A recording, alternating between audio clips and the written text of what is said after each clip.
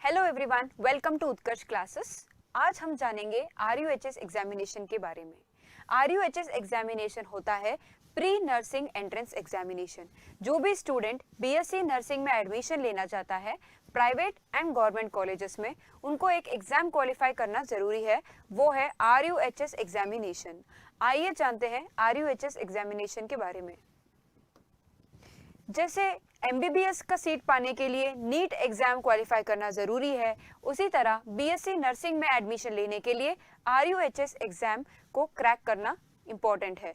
इसको क्वालिफाई करने के बाद ही आप BSc नर्सिंग में एडमिशन पा सकते हो private as well as government colleges in Rajasthan में जो भी BSc नर्सिंग करना चाहता है उसको ये एग्जाम क्वालिफाई करना होगा, RUHS एंट्रेंस एग्जामिनेशन।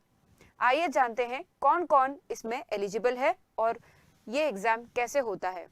देखो, RUHS एग्जामिनेशन को कंडक्ट करने वाली बॉडी है department of medical health and family welfare, government of Rajasthan. तो department of medical health and family welfare, government of Rajasthan conduct करवाती है ये एग्जाम हर साल। और इसका जो एप्लीकेशन प्रोसेस है वो ऑनलाइन मोड है, मतलब कि ऑनलाइन फॉर्म में ऑनलाइन एप्लीकेशन फॉर्म भरे जाते हैं। ऑनलाइन एप्लीकेशन फॉर्म्स यूजुअली मई जून मंथ में रिलीज होते हैं। ज़्यादातर मई जून महीने में ऑनलाइन एप्लीकेशन फॉर्म आते हैं जो कि फिल करना होता है ऑनलाइन मोड में। एंड एग्जामिनेशन ऑफलाइन मोड में होता है। इसमें आपको एक OMR शीट देंगे, 100 क्वेश्चंस होंगे और ऑफलाइन मोड में आपका एग्जामिनेशन होगा। हर साल एग्जाम जून जुलाई में होता है, सो ऑफलाइन एग्जाम होगा जून जुलाई में। इसका एग्जाम जून जुलाई में होता है और ये हमारी ऑफिशियल वेबसाइट है RUHS की, www.ruhsraj.org, जहाँ पे आप अप्लाई करने के लिए, एग्जाम डेट्स चेक करने के लिए you can visit this website for more information. आइए जानते हैं एलिजिबिलिटी क्या है। देखो, एलिजिबिलिटी में सबसे फर्स्ट क्राइटेरिया है जो भी 12th पास स्टूडेंट्स है, या 2024 में 12th अपीयरिंग है, जिनका कॉम्बिनेशन फिजिक्स केमिस्ट्री बायोलॉजी है। The students having physics chemistry biology, मतलब कि PCB कॉम्बिनेशन के स्टूडेंट्स जिन्होंने 12th पास कर लिया है या इस बार 2024 में अपीयरिंग है, वो सभी एलिजिबल है इस एग्जाम के लिए। नेक्स्ट पॉइंट, 45% मिनिमम मार्क्स होने चाहिए। आपके 12th बोर्ड में, 12वीं बोर्ड में मिनिमम 45% स्कोर होना जरूरी है फॉर्म फिल करने के लिए। और SC ST कैंडिडेट होगा तो उसके लिए 40% मिनिमम मार्क्स लाने जरूरी है फॉर्म भरने के लिए। और PCB कॉम्बिनेशन में, PCB combined and English examination में आपके 45% होने चाहिए क्लास 12 में, और SC ST कैंडिडेट के लिए 40%। एज क्राइटेरिया भी है साथ में, 17 इज अ मिनिमम एज, मतलब कि आपकी मिनिमम आयु 17 साल का होना चाहिए। 17 year is the age. Male के लिए एज लिमिट है 17 से लेके 25 ईयर्स तक, और फीमेल के लिए एज लिमिट है 17 से 28 तक। फीमेल का एज लिमिट है 17 से 28। 3 ईयर रिलैक्सेशन दिया गया है फीमेल्स के लिए, और मेल के लिए एज लिमिट 17 से 25। तो दिस 3 एलिजिबिलिटी क्राइटेरियाज, जो भी ये तीनों एलिजिबिलिटी क्राइटेरिया को सेटिस्फाई करते हैं वो ये फॉर्म भर सकते हैं RUHS एंट्रेंस एग्जामिनेशन का। आइए जानते हैं एग्जाम पैटर्न के बारे में। दोस्तों, ये एग्जाम 100 मार्क्स का होता है।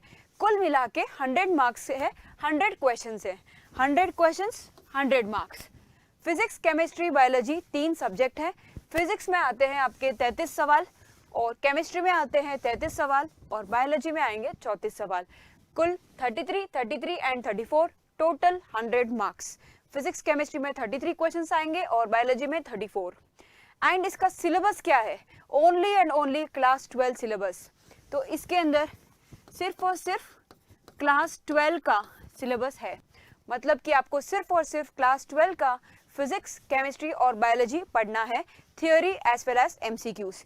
इसके अंदर बहुत सारे MCQs आपको प्रैक्टिस करने होंगे क्योंकि मल्टीपल चॉइस क्वेश्चंस आ रहे हैं। लेकिन यहाँ पे मल्टीपल चॉइस क्वेश्चंस में नेगेटिव मार्किंग नहीं है, नो नेगेटिव मार्किंग। तो आप सारे 100 के 100 क्वेश्चंस अटेंड कर सकते हो। इसमें नो नेगेटिव मार्किंग, मतलब कि नो नेगेटिव मार्किंग, यहाँ पे नेगेटिव मार्किंग नहीं है। आप सारे के सारे 100 क्वेश्चंस अटेंड कर सकते हैं और सिर्फ क्लास 12 का सिलेबस है। कुछ कुछ एंट्रेंसेस होते हैं जैसे नीट, IIT JEE, वहां पे आपको क्लास 11 एंड 12 दोनों सिलेबस कवर करना होता है, लेकिन RUHS एग्जामिनेशन में सिर्फ आपको क्लास 12 का सिलेबस कंप्लीट करना है। क्लास 12 की फिजिक्स, केमिस्ट्री एंड बायोलॉजी को प्रिपेयर करना है। आइए जानते हैं इसके स्कोप के बारे में। What is the scope? BSc nursing क्यों? देखो, जैसे MBBS के बाद मेडिकल ऑफिसर बनते हैं, उसी तरह BSc नर्सिंग के बाद नर्सिंग ऑफिसर बनते हैं। तो नर्सिंग ऑफिसर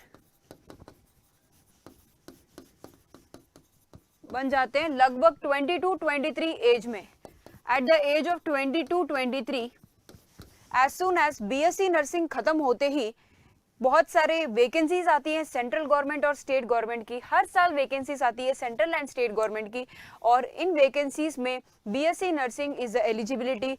और नर्सिंग ऑफिसर वाले पोस्ट के लिए 22-23 के एज में लगभग BSc नर्सिंग ऑफिसर बन सकते हैं। नर्सिंग ऑफिसर के लिए एलिजिबिलिटी होती है BSc नर्सिंग। एंड इससे भी ज्यादा अच्छी अच्छी वैकेंसीज आती हैं CHO, community health officer, state level as well as central level vacancies every year. तो जो भी गवर्नमेंट जॉब पाना चाहता है ग्रेजुएशन के बाद और इजीली, तो BSc नर्सिंग का एडमिशन, BSc नर्सिंग में एडमिशन लेना बहुत ज़्यादा ज़रूरी है, जिसके लिए यह एंट्रेंस क्वालिफाई करना होगा RUHS एंट्रेंस एग्जामिनेशन को।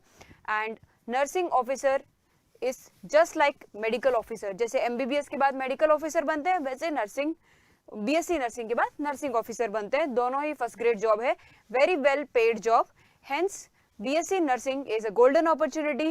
एंड BSc नर्सिंग में एडमिशन के लिए आज ही RUHS की तैयारी में लग जाइए, क्योंकि ओनली 5 मंथ्स बचे हैं एग्जाम के लिए। एग्जाम हर साल जून जुलाई में कंडक्ट होता है, तो आपको इन 5 मंथ्स में डेडिकेटेड एंड फोकस्ड स्टडी करनी है, टू द पॉइंट स्टडी करना है। Multiple choice questions of previous years देखने हैं कि कैसे पूछे जाते हैं सवाल, और मल्टीपल चॉइस क्वेश्चंस को प्रैक्टिस करने हैं फिजिक्स, केमिस्ट्री एंड बायोलॉजी के। Thank you everyone.